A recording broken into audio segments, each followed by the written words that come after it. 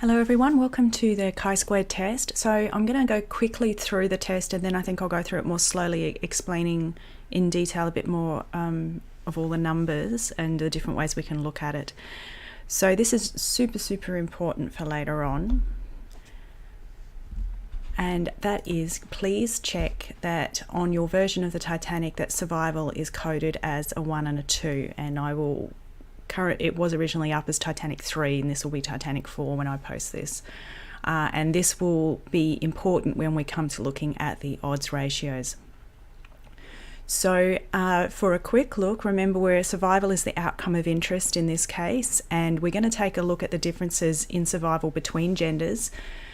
So to do a graph of this, it's probably most intuitive to look at a bar chart. So we go into Chart Builder, I'll reset this and do it from scratch. My previews will look a little bit different. I'm in version 25 and in the labs you're probably on version 24. So I'm going to drag in the stacked bar chart, and because I want to compare genders, I'm going to put genders on the x-axis. So I'll have female in one column and male in the other, and then I want to colour this column by whether or not they survived. So I'm going to drag survived into the stack colour. Click OK. Now this is sort of okay. We can see that it looks like a lot more men are not surviving, and quite helpfully that's been coloured in red. However, I think this would, because we don't have the equal sample sizes, this is going to be easier to interpret if we do it as a percentage. So if I was trying to communicate this effectively, although I might make note that there was a different number of men and women, I might actually do the graph using a percentage. So over on your element properties, we'll choose percentage and then go to set parameters. And this is where you can choose how you want to calculate your percentage. And if you remember from the tutorial in week 9, we had a bit of a discussion about how we think about which way we're calculating percentages. Now, because we're comparing genders, we're going to want to calculate the percentages out of each x-axis category. So we can see the percentage survive for women compared with the percentage survive for men. So that'll be the middle option here. Now, if you've got the previous version of SPSS, there will be a little OK button down here. So make sure you check that, click it, and then you should see the percentage change over to the side. Okay, so now we've got a really nice clear graph of the difference in survival between males and females.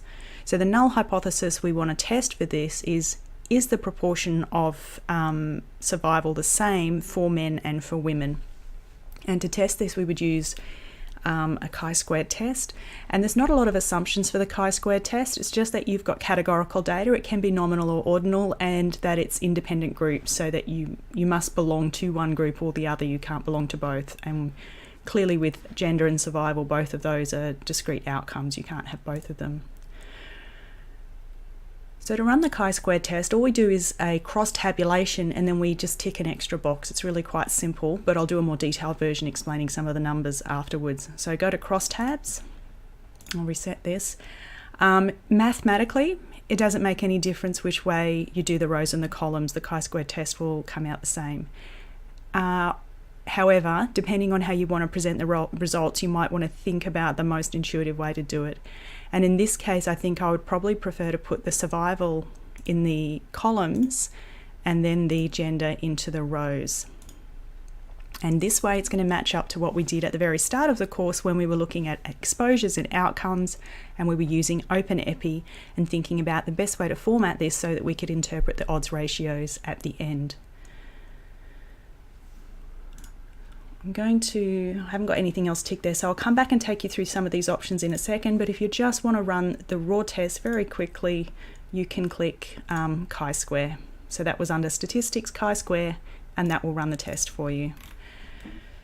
So the null hypothesis is that the proportion of men and women who survived was the same. You can see here Pearson chi-squared. It's Friday.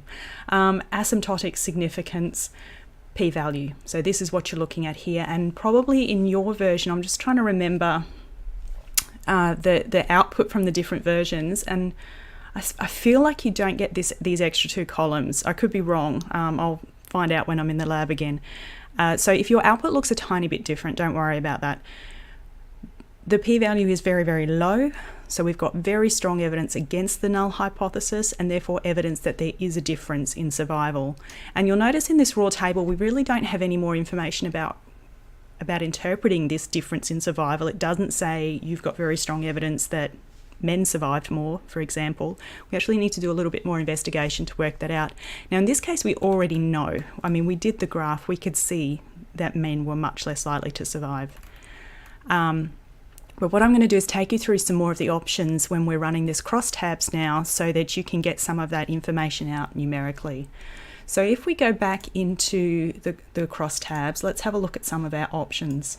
Now, one thing that we might want to look at, I'm going to open up the cells, this is where we can get the extra information, is we might want the actual percentages of who survived. Now, in this case, we've got gender going across the rows, and we want to know the proportion within each gender of who survived. So I would do these as row percentages. It's possible you formatted this the other way around and you want to do these as columns. That would be fine too.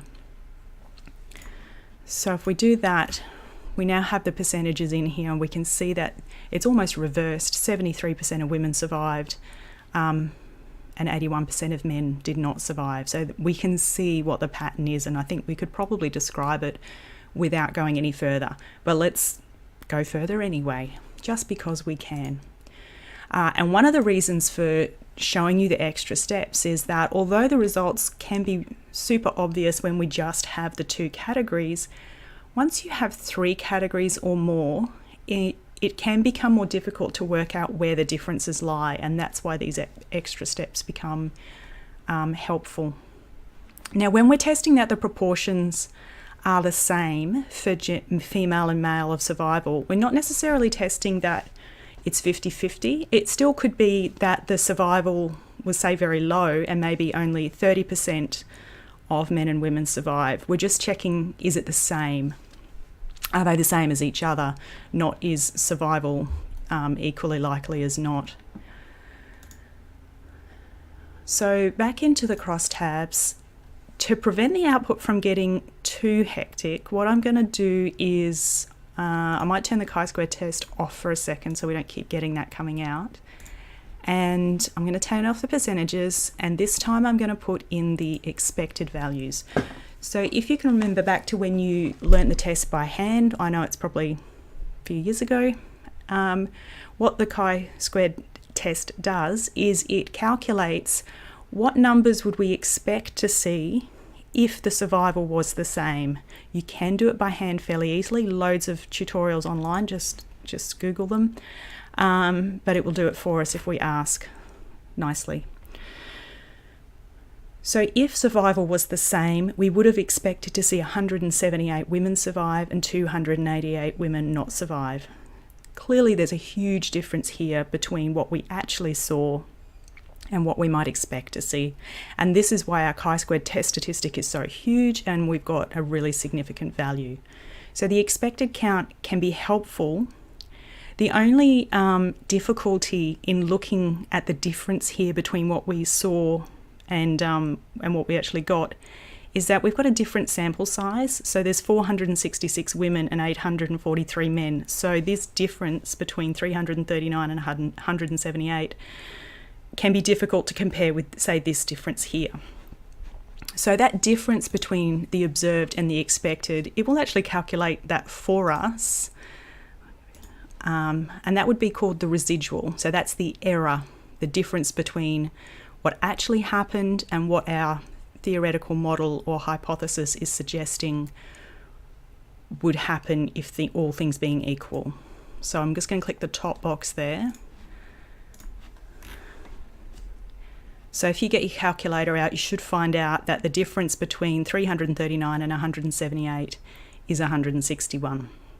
So the residual is the error. How far were we wrong? Now, when we've just got the 2 categories, as I said, you can kind of see what's going on. When you've got 3 or more categories, it can become more complicated. And if you've got lots of categories, these final steps of working out where the differences are can be quite important. So the chi-squared test statistic is calculated based on these differences between the observed and the expected. And if you remember doing the test by hand, it's depending on how many categories you got, it can be a sort of long complication to put these in calculation, not complication. I think maybe I haven't drunk enough coffee today. Calculation on your calculator, obviously. Now, as I said, we've got a different sample size for the male and female, and so sometimes what we do is we output the standardized residual instead, and this is based on the standard normal distribution. If you remember, that's a mean of 0 and a standard deviation of 1, and we expect most of the distribution to lie between -3 and +3. So you can Google standard normal and get a picture of that if you want to see it. But basically what it's telling us that a very small error standardizes to about 0, and a very large error will standardize in either direction, maybe around -3 or +3, perhaps even bigger. So if we run this again,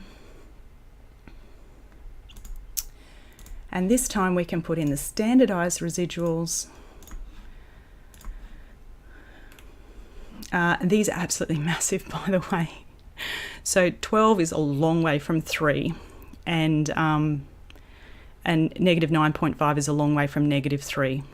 So these are massive, these residuals. It's such a huge difference between the genders here. So if you've got more categories and you want to know who is the most unusual category, you could output the standardized residuals and look for the largest one, either positive or negative, it doesn't matter which direction. And that's what's contributing most to the test getting a significant result. So in this case, it's a positive standardized residual for the women because more survived than we expected, whereas it's a -1 for the men because fewer survived than we expected. So it tells you the direction of the effect. I wish that little yellow box would stop popping up. So you might remember that when we looked at this type of data back at the start of the course, one thing that we were interested in was relative risk and odds ratios, and we did some calculations and we got OpenEpi to calculate the odds ratios for us. Now, SPSS can do this too if you've only got the 2 categories, because if you remember that when we're doing odds ratios, you can only compare 2 things at a time. If you've got more than 2 categories, you would need to use logistic regression or calculate them by hand. So to get the odds ratios out, we're going to go back into this dialogue one more time. I think this is the last time. I feel like we're nearly there. I'm going to output the chi-square test again. And there's a little box here called risk, and this will actually give us the odds. It would be nice if that was labelled odds.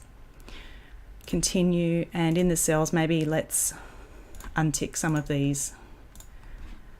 Okay. So now we have, back to the start, we've got our cross tabulation, we've got our chi-squared test and the p-value, and now we have our odds ratio. So what you want to look at is this top odds ratio, and the reason that I said it was super important at the start to check which way around your survival was coded, that you had 1s and 2s rather than 0s and 1s,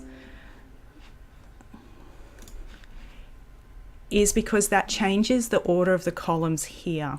So I suggest if you're confused as to why this is important, you might want to go back and have a look at the material from the first couple of weeks when we were doing odds ratios.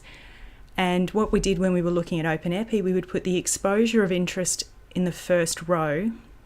And you can define this the other way around, you've just got to be careful how you interpret it. So I'm going to call the exposure of interest as being female, and the outcome of interest as being survival. And the reason I'm doing it that way is just because it gives us the easiest, the results are the easiest to understand this way around, I think. So we're looking at the odds of survival for females compared to males. So odds ratio for gender, females to males, 11.3. So for every one man who survived, there were 11.3 women who survived. That's a massive odds ratio. Confidence interval going from over 8 to over 14. Really huge, and you were way, way better off being a woman if you're on the Titanic. And as we know, you're also much better off if you're in first class.